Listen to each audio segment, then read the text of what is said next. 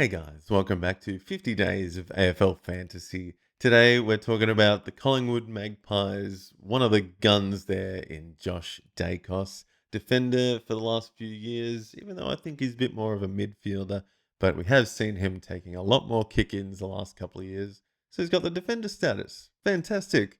And boy, is he one of the best ones out there these days, because goodness me, he had some great games last year. One in particular, I think we all heard about that last quarter he had in one of the later rounds last year, where he got something like 80 fantasy points in a quarter or something like that. So it's just obscene numbers sometimes from this guy.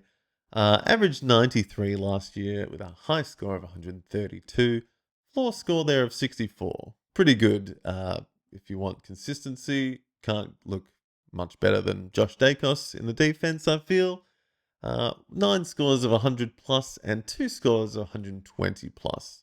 Uh, Very, very fun numbers there for Josh Daicos. So, looking at the defensive depth there, you've got Braden Maynard, Dan Houston, who was meant to maybe pick up from his days at Port Adelaide, but we just didn't see it last year. Definitely wasn't taking as many kick-ins at the Pies as he was at Port Adelaide, so he dropped off a bit. Harry Perryman, the other recruit from last year, was around and he took up his fair share of the ball as well. Isaac Quainer potentially has an injury. Same with these next two in the preseason so far, with Jeremy Howe and Darcy Moore have had their niggles so far this preseason. But that's probably the crux of your defensive stocks at the Pies, those top 5 or 6 there. And then after that, you've got some real specky types in. Well, Billy Frampton was a premiership player at the Pies, but I think he touched the ball once. Will Parker, Reef McInnes, Jacob Ryan. These guys have been on the cusp for a few years. They've been waiting to break out. And I just feel like maybe one of them, maybe Reef McInnes, will get in there a bit more. Maybe he's got that midfield role to him as well.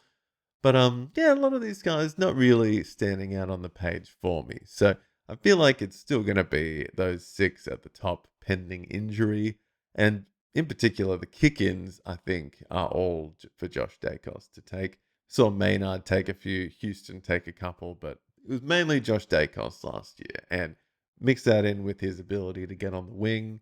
He even has fantastic knack for kicking goals when he does get forward as well. So a Daicos brother everyone forgets about in the flurry of Nick, but I think Josh Daicos is not one to sneeze at for the year ahead. And again, he's going to get right up there and average close to 95.